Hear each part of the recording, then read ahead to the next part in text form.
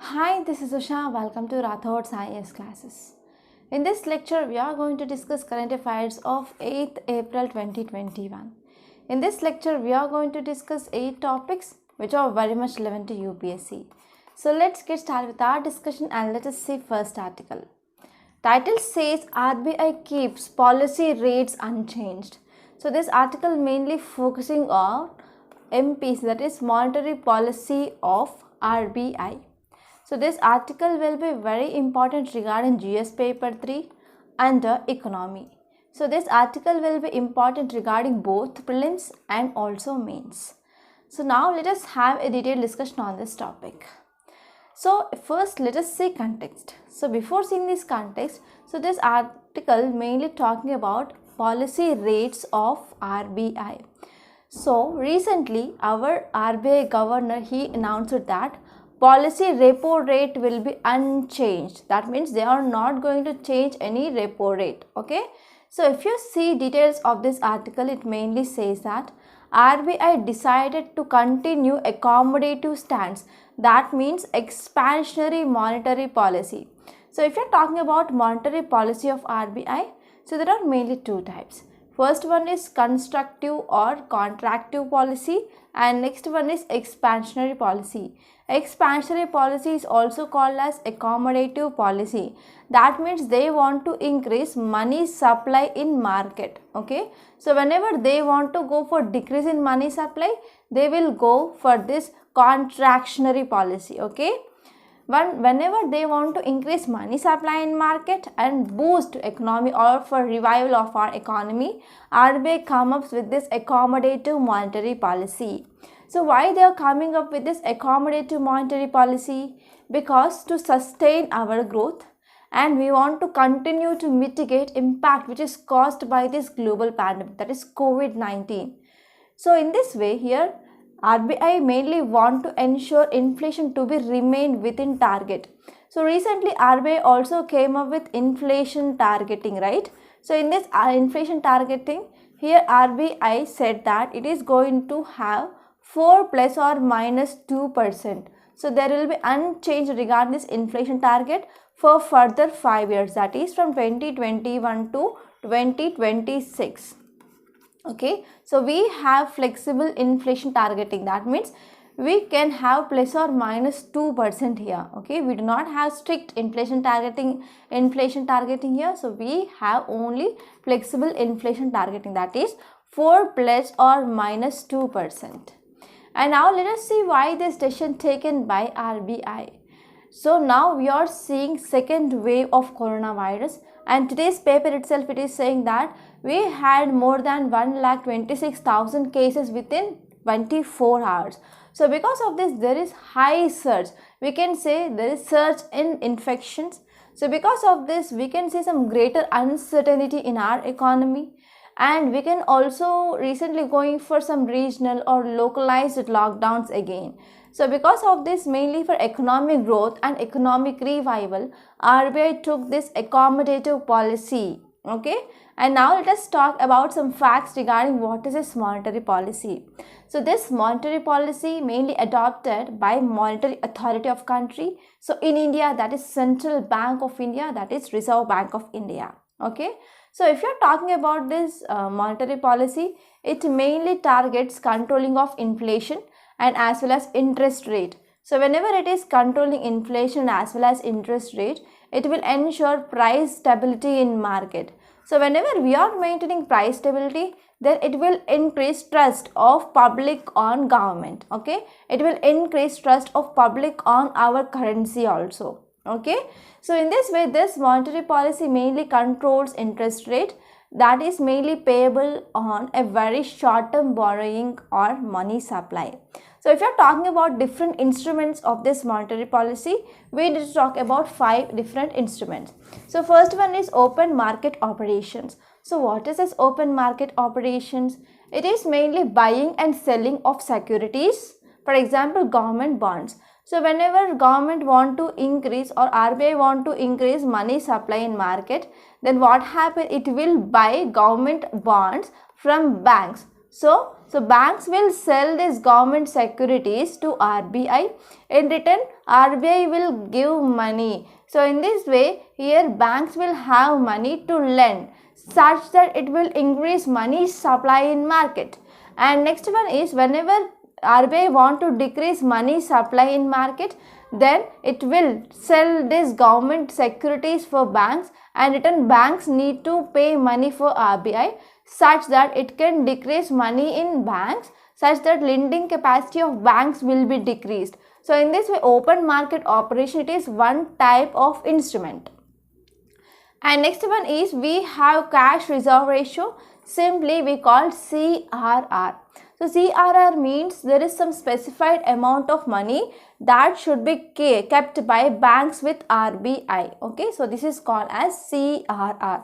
So whenever CRR increased, that means banks need to deposit large amount of money in RBI.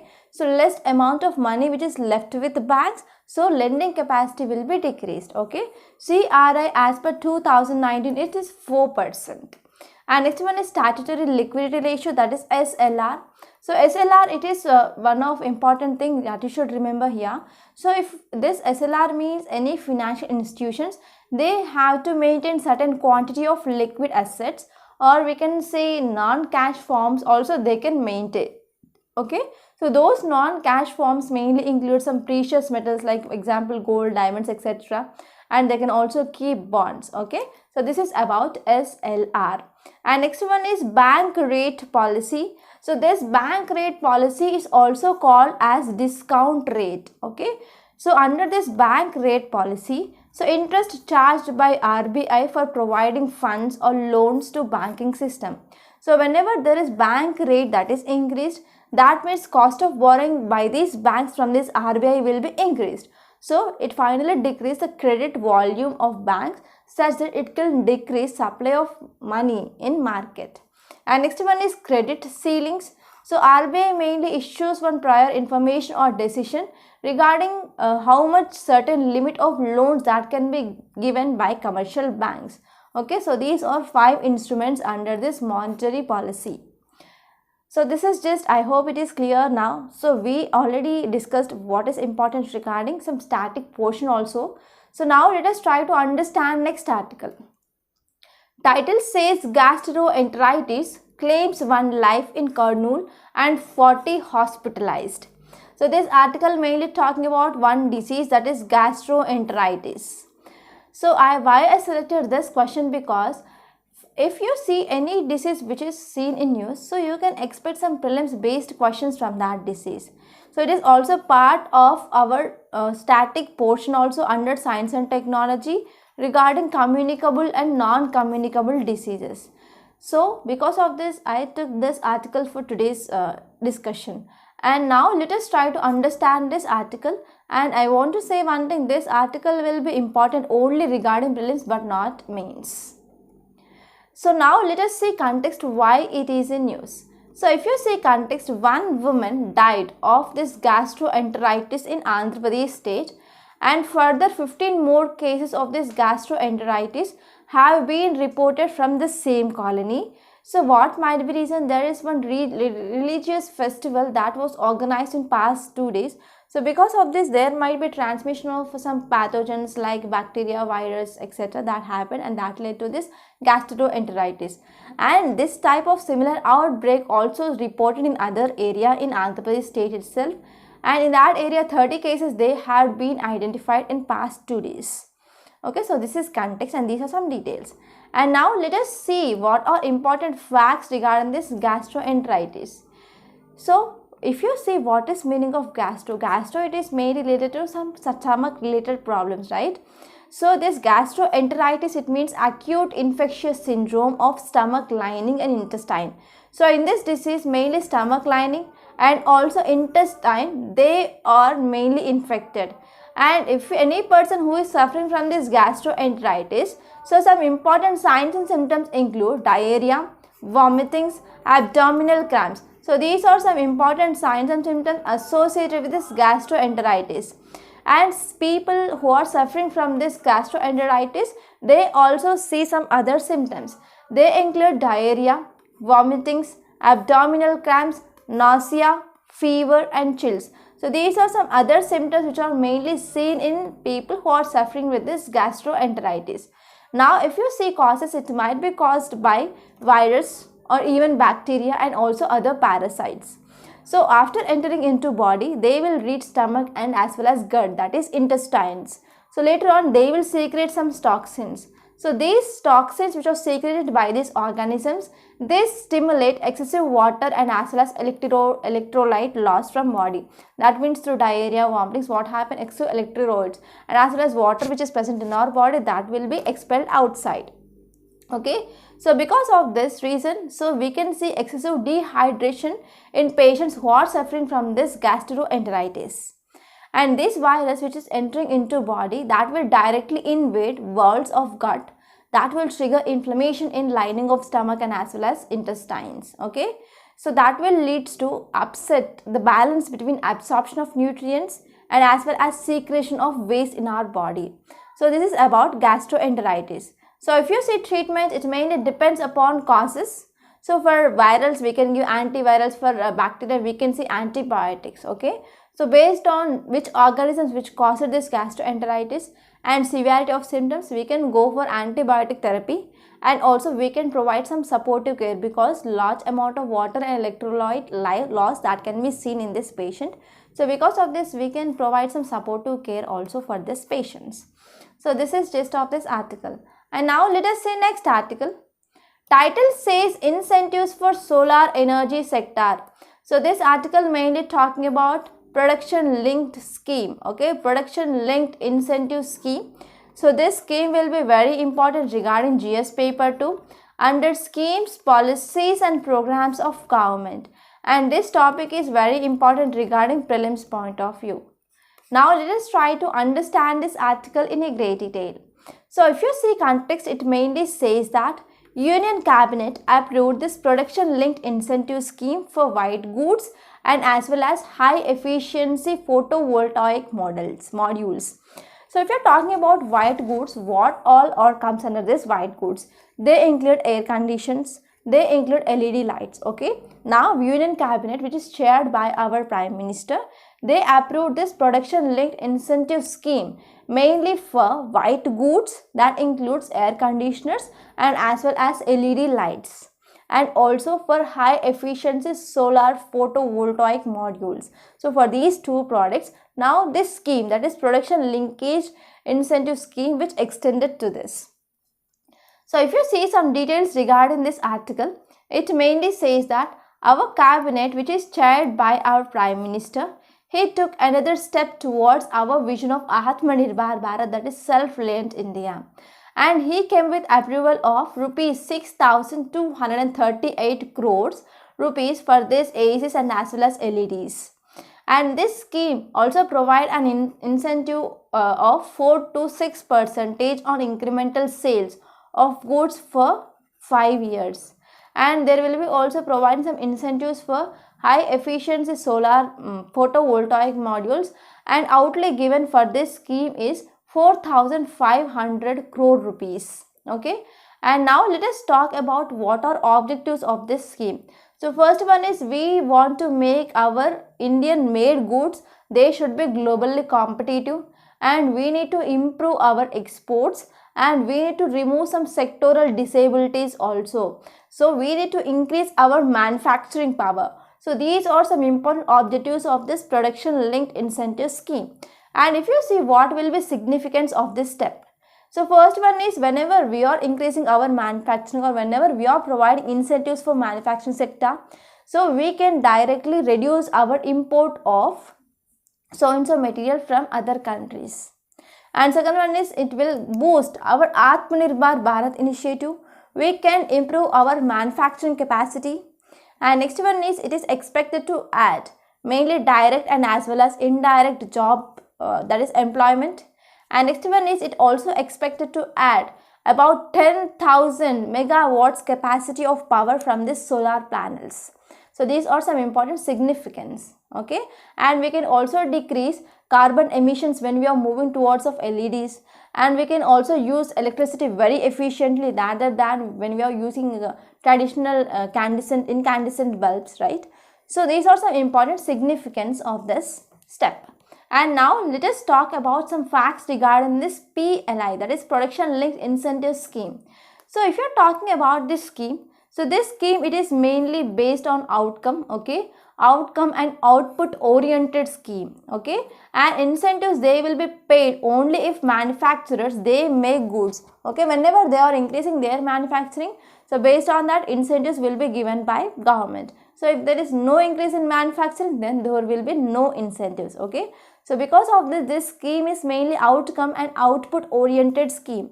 And next one is cash incentives. They were given for 5 to 7 years, okay, for all sunrise and important sectors. They are proposed to cover under this scheme. So what is need? So why we need to focus on the sunrise sectors? Okay, these sunrise sectors, they are some of promising sectors. So because of this, they need support in initial stages. So because of this, government came up with providing support for this sunrise sectors. Okay, and whenever we are focusing on this sunrise sector, we can also increase our export base also under this scheme. And there is also growing demand in world for diversification supply chains, and as well as in this way, whenever we are focusing on these types of sectors, India will also become a major player in international market or global market also. So this is about this scheme. And now let us talk about next article. Title says RBI extends fresh support of rupees 50,000 crores to NABARD and others. So this article will be important regarding economy point of view, which comes under GS paper 3. And this topic will be important regarding both prelims and also mains. So now let us try to understand this article in a great detail. So before seeing this article, I want to give you a small homework. You need to refer some facts regarding this NABARD, because I didn't added this part to this lecture because there are many articles to deal with today. So because of this, video might become very lengthy. So because of this, I skipped this part of adding about some details regarding this NABARD. So this is your work to refer some facts regarding this NABARD. And now let us try to discuss this article in a great detail. So first, let us see context why this is in news. So as we know, now we are seeing second wave of coronavirus, and today's one picture will become known in editorial page, okay. So that cartoon which is also based on this second wave itself. So we are facing this second wave of coronavirus, and today's newspaper said that there are more than 1,26,000 new fresh cases that are registered within 24 hours. So because of this, here this second wave of coronavirus also will have great impact on our economy. So because of this, mainly to mitigate the impact of this pandemic, we are going for aiding some economic revival. We are going to help for economic revival of our country. So in this context, RBI mainly said that it would extend fresh support of rupees 50,000 crore to all India financial institutions for new lending in financial year 2022. So whenever we are seeing some impact of this coronavirus on economy, so that might lead to economic contraction. Mainly to take some preventive steps here, government came up with this decision, and it is mainly said that RBI would extend some support of rupees 50,000 crores for all India financial institutions, mainly to increase their lending in financial year 2022 such that we can boost our economic activities across country. So this is context. And now let us talk about some important details. So if you see details here, NABARD will provide a special liquidity facility that is about rupees 25,000 crores for 1 year, mainly to support some microfinance institutions and as well as non-banking financial corporations and rural non-farming sectors and agriculture and as well as allied sectors. Mainly to provide loans for all these things, here RBI extended this special liquidity facility of rupees 25,000 crores for 1 year to this NABARD. And other institutions include this SLF. SLF will be getting rupees 10,000 crore and they will going for lending to National Housing Bank, okay. such that they will support housing sector, and SIDBI will be also getting 15,000 crore rupees, and they will going to fund for micro, small and medium enterprises.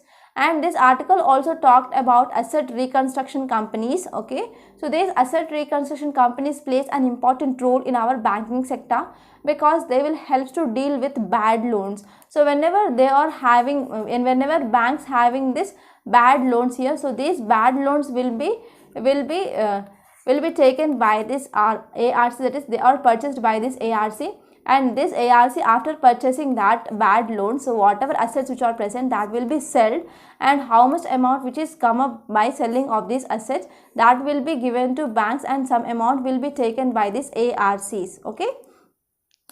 Okay, so this is about this ARCs.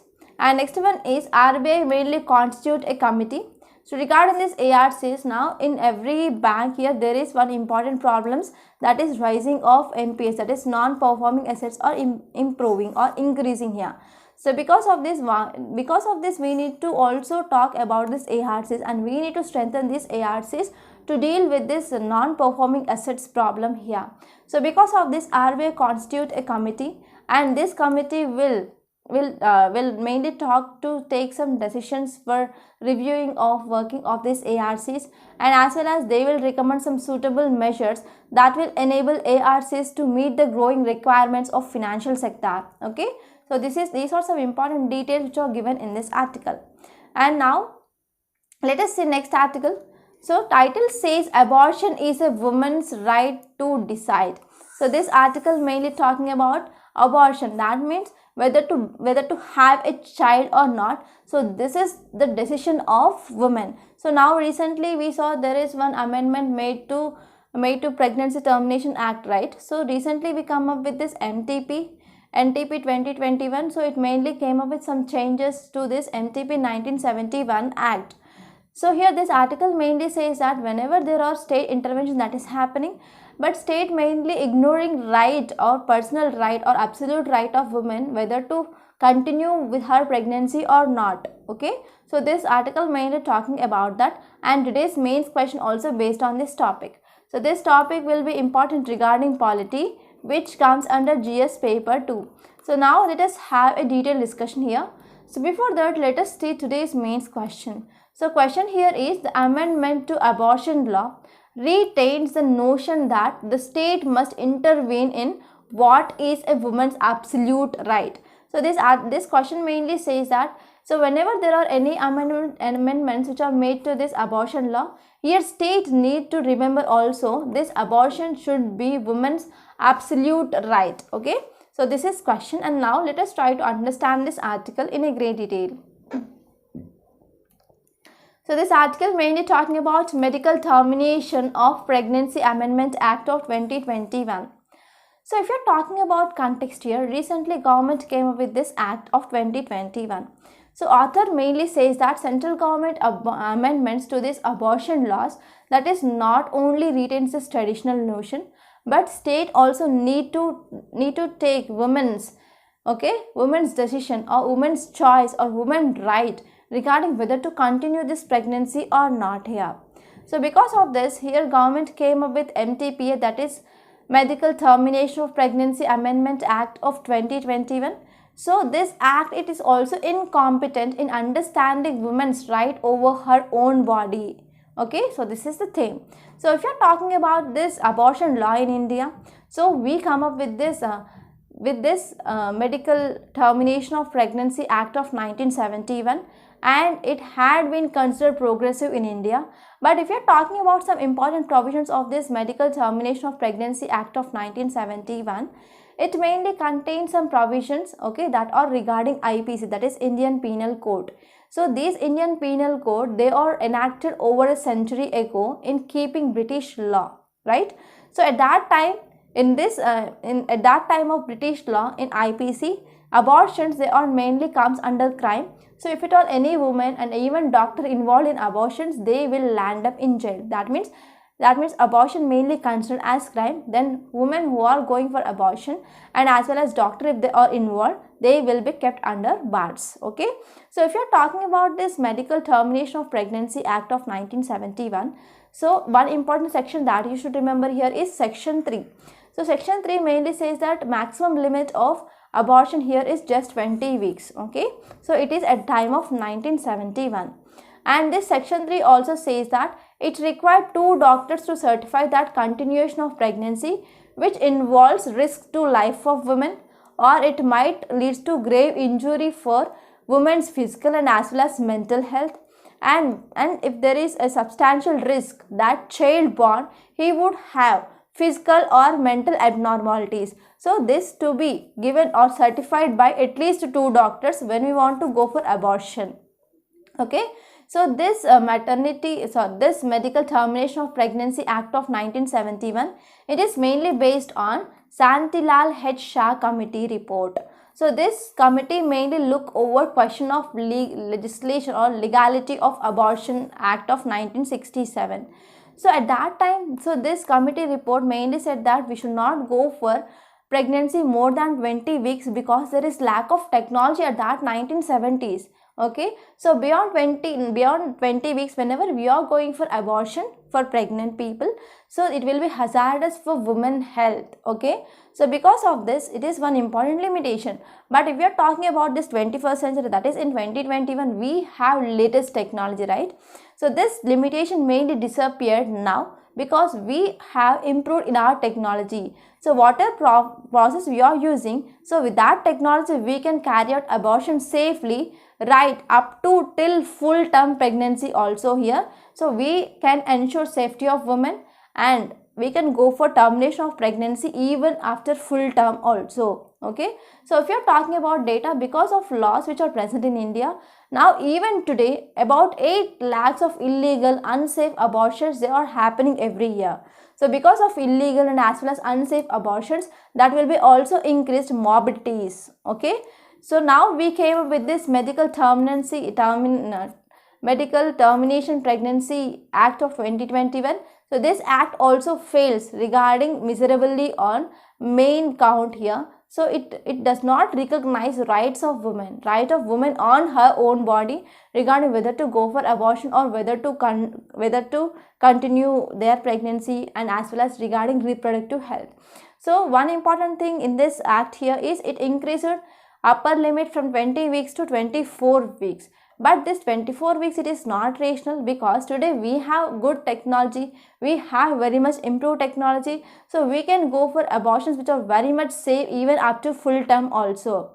So this is one of biggest failure of government here.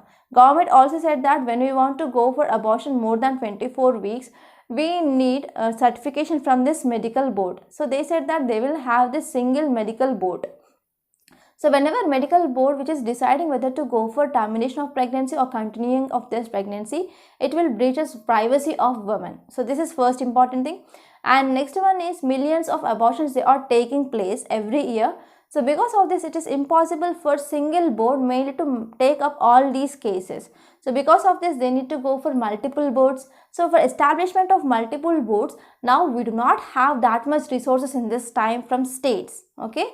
So now finally author mainly says that decision regarding whether to continue this pregnancy or terminate this pregnancy should be left alone with the consultant and with their own gynecologist, such that here gynecologist will be taken care and abortion will be done very safely by using present technology here. Okay, so this is a trend mainly followed worldwide and as well as even different courts across world here. So in this context, finally author says that Indian government, they need to wake up and they need to educate themselves, and as well as we need to ensure rights of women on their whole body here. Okay, so this is gist of this article.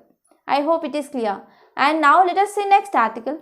Title says staying accommodative. So this article mainly talking about monetary policy of RBI. So in first article we already studied about what is this monetary policy and what are 5 different instruments under this monetary policy. And now we are going to see what is written in this article. That's it. Okay. So this article will be important regarding GS paper 3 under economy. And this topic will be very much important regarding UPSC mains. Now let us try to understand this article in a great detail. So this article mainly focusing on this RBI's accommodative policy, right? So if you're talking about this RBI's accommodative policy, so RBI mainly comes up with this monetary policy, right? So what is important function of this monetary policy? To control inflation. So what is inflation? Whenever there is increase in prices of goods and services in markets, that is called as inflation. So recently RBI came up with inflation targeting for next 5 years, that is from 2021 till 2026, that is 4 plus or minus 2%. So we came up with again flexible inflation targeting for next 5 years. So if you're talking about this accommodative stance, in this accommodative stance, these rates which are unchanged now, so we already discussed in our first article also. So if you're talking about this monetary policy committee, for first time in this new financial year, we also came up with some projection of our GDP expansion. That GDP expansion will be about 10.5%. So this article mainly talked about this consumer confidence also. So if you're talking about this consumer confidence, recently there is decrease in purchasing managers index that we also studied, right? Because of this COVID-19, we imposed lockdown. So because of this imposition of lockdown, what happened? Many industries, they shut down, many factories shut down. So there is no economic activity only. So because of no economic activity, there is no livelihood, there is no jobs for people. So because of this, even migrant workers, they started moving from their places to their home places, and they started taking work under this MG Narega scheme, right? So because of this, we can say there is no livelihood, no income, no money in hands. So because of this, what happened? What happened here? Purchasing price of people, that decreased rapidly. So because of this, in market, consumer demand, which is very much dipped here.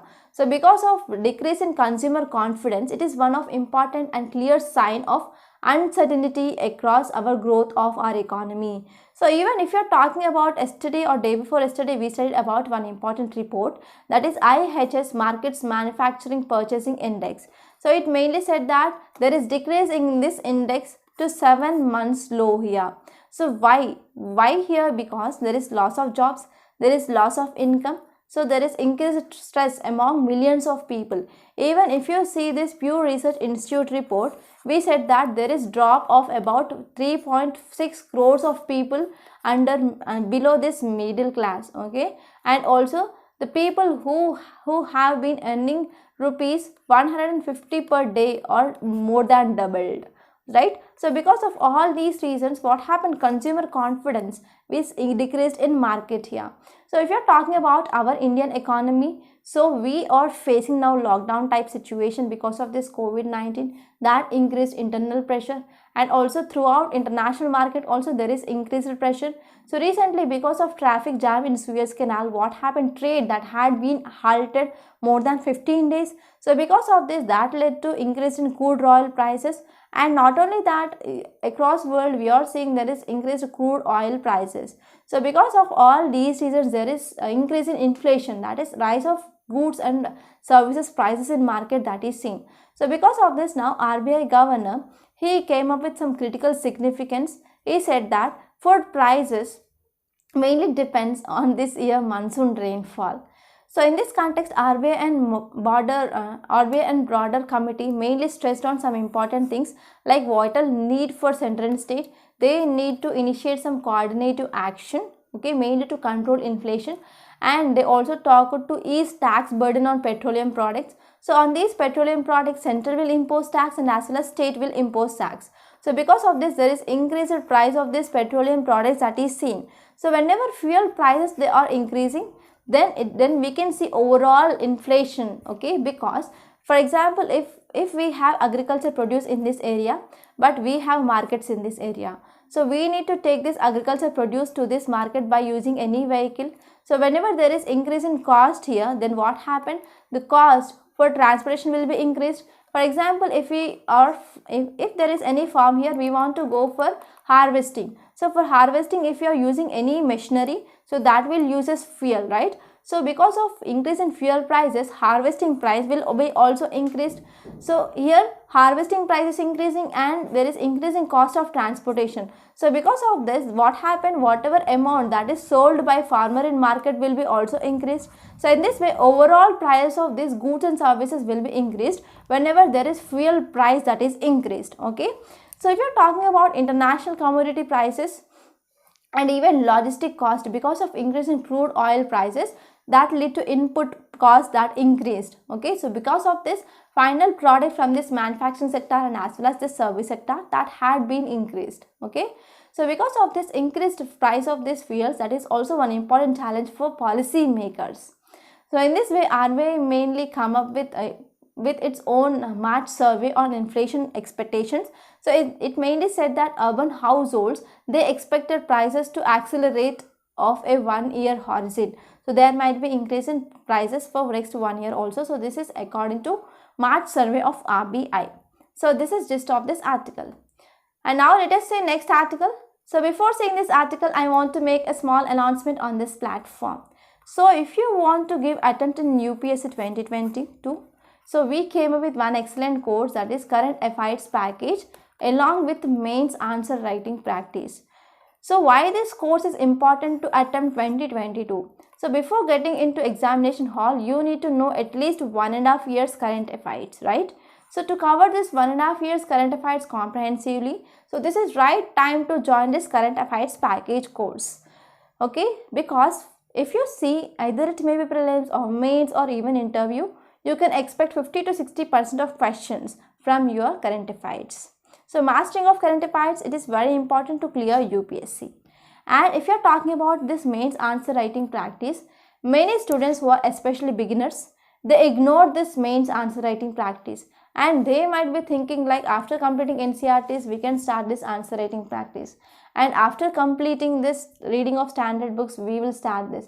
But this approach will not work for UPSC. So whenever you started your preparation, you need to focus on this mains answer writing practice for sure. Okay, we are mainly focusing on how to improve our answer writing skills in this program. And if you join this course, we also conduct prelims test on every Sundays. We also provide video solutions like how to approach those prelims questions. So in this way, we are covering current affairs in a comprehensive manner. We will have prelims practice and also mains practice every day.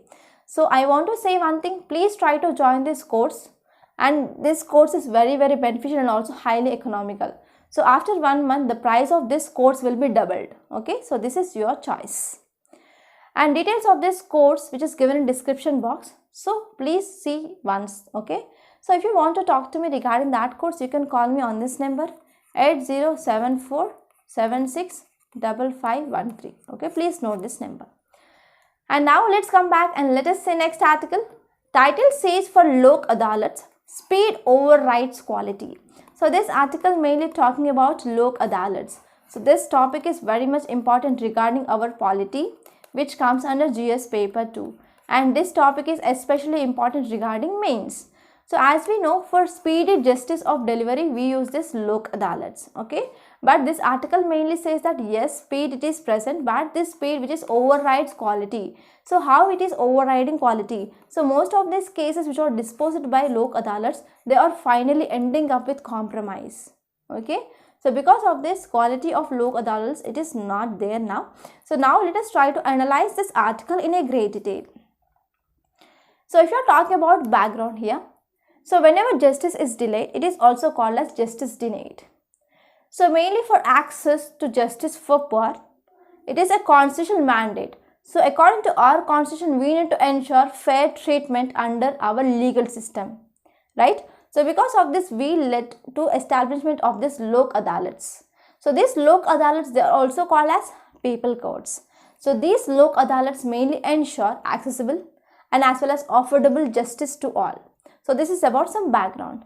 And if you see why this Lok Adalats is in use, because first National Lok Adalats of 2021, that is going to be held from April 10 onwards. So because of this, now Lok Adalats, they are in use. So if you are talking about this Lok Adalats, they have been functioning from 38 years onwards. So in this 38 years, now we are going to talk about some questions. So they include what is performance of this Lok Adalats. So do they are empowering poor or they are making to accept unjust compromise, and we need to see whether they are dealing with this straight justice or not. Okay, so these are some questions we need to address regarding this Lok Adalats now. So if you are talking about India, So we have Chief Justice of India, right? So that is Justice Rangan Gogoi. So this Justice Rangan Gogoi came up with one important statement. So he said that dual system of justice dispensation is present in India. So in this dual system, we have Lok Adalats on one side and we have courts. So these courts mainly comes under legal system of our justice. So this legal system, that is courts, they are only for rich and who are powerful. Then what about these poor people? So these Lok Adalats, they are mainly used by poor people. Okay. So if you are talking about some facts regarding this Lok Adalats, they received this statutory recognition mainly in year 1949. So these Lok Adalats mainly popularized by one important person. So you have to remember that person name. That is Hari Vallabh Parikh. Okay.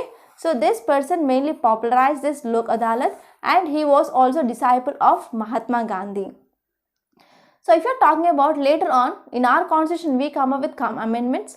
So that is mini constitution, that is 42nd Constitution Amendment Act of 1976. So this 42nd Constitution Amendment Act mainly added Article 39A. So this Article 39A mainly comes under Directive Principles of State Policy, that is TPSP, under Part 4 of our Constitution, right? So this 39A article mainly ensures equal justice and as well as free legal aid. Okay, and later on we came up with the Legal Service Authorities Act of 1987. So this act mainly came into force in 1995. So later on, through this act, that led to provide some competent free legal service mainly for weaker sections of our society. And this act also led to organization of Lok Adalats mainly to promote justice on equal opportunities basis. Okay, and this Lok Adalats mainly deal with cases like motor accident claims and disputes related to public utility services like water, sanitation, etc., electricity, etc. And next one is it also deals with some cases related to dishonor of checks, lands, labors, and it also deals with some matrimonial disputes. So these matrimonial disputes will not include any divorces. Okay.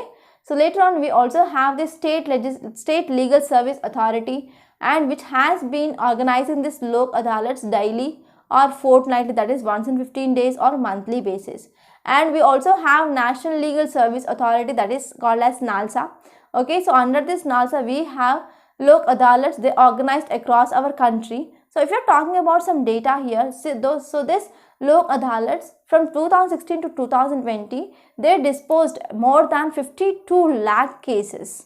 So if you are talking about this National Lok Adalats, they conducted from February 8 to 2020. So what happened? They just disposed 11 lakh or approximately 12 lakh cases. Okay, so in this way, this Lok Adalats mainly offered some speed of settlement. So if you see the number of cases which are dealt or disposed by this Lok Adalats, they are very, very huge, right? So what might be some advantages? What factors that led to speedy justice? So they will go for disposal of case in a single day. And next one is there will be some procedure flexibility also present, and they follow code of civil procedure. Okay, and they will also act according to Indian Evidence Act of Act. And next one is they will also economically very affordable. Okay, so if you see the final award which is given by this Lok Adalats, there will be no appeal. So because of all these reasons that contributed for speedy disposal of cases in this Lok Adalats. So finally, it prevents mainly delay in settlements of dispute. But now we are in COVID-19 era. So because of this COVID-19, there are some challenges which are facing by even this Lok Adalats. So this they are mainly moving towards e-Lok Adalats at national level and as well as at state level. So if you are talking about national e-Lok Adalats, okay, the first was conducted mainly, this national Lok Adalats mainly went for both physically and as well as virtually.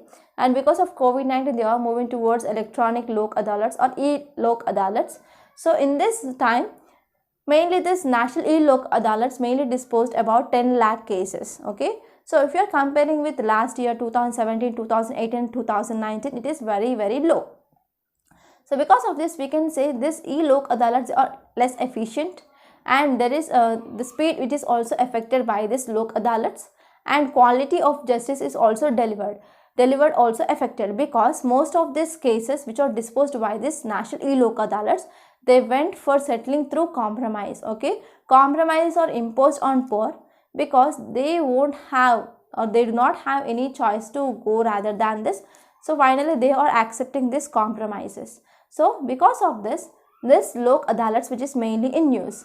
So now author mainly says that now new CJI, he is going to take seat from April 24th onwards, right? So this new CJI, that is Chief Justice of India, is to be N.V. Ramana. He is from state of Andhra Pradesh. And this new CJI, we are hoping that he would take some concrete and as well as some innovative steps that will improve quality of justice which is rendered by this National Lok Adalats. Okay, so this is gist of this article. I hope it is clear. And now let us see next article. Title says a way forward for trans people. So this article, it is important regarding society, which comes under GS paper 2. And this topic will be important regarding mains point of view. Okay, you can expect questions regarding these trans peoples in your mains for sure this year. So now let us try to understand this article in a great detail. So if you see context, it mainly says that 13 members of this transgender community, they have been selected recently in constable in Chhattisgarh police. So because of this, it is one of encouraging step which is taken by government. Okay. So if you are talking about this trans people, there is no proper legal recognition till 2014. Okay, in 2014, one landmark judgment which is given by our Supreme Court, so famously called as Nalsa versus Union of India 2014. So in this case, Supreme Court said that transgender persons, they have right to decide their self-identified gender. Okay, so in this way, because of this step, okay, so because of this step which is taken by this Chhattisgarh police, now transgenders, they are now in khaki. So they will be first responders in handling law and order situation and as well as other grievances. So it is not first time that happened in this Chhattisgarh police, but also earlier in Tamil Nadu police, they also inducted this transgenders. So if you are talking about international conventions, so recently enacted Transgender Persons Protection of Rights Act of 2019. So it mainly paved a way for issuing certificate for this transgender identity.